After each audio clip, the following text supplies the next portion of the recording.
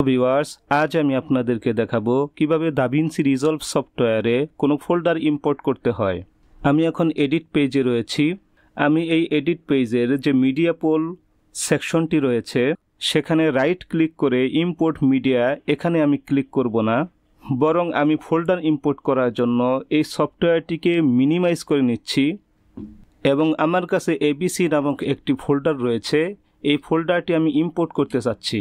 তো ফোল্ডারটি ইম্পোর্ট করার জন্য এটাকে আমি চাপ দিয়ে ধরে রেখে দাভিন্সি রিজলভ সফটওয়্যারের যে আইকন রয়েছে সেটার মধ্যে নিয়ে আসলাম এবং মিডিয়া পোলের যে সেকশনটি রয়েছে এখানে না রেখে বরং মাস্টার যে সেকশনটি রয়েছে এখানে এনে ছেড়ে দিলাম।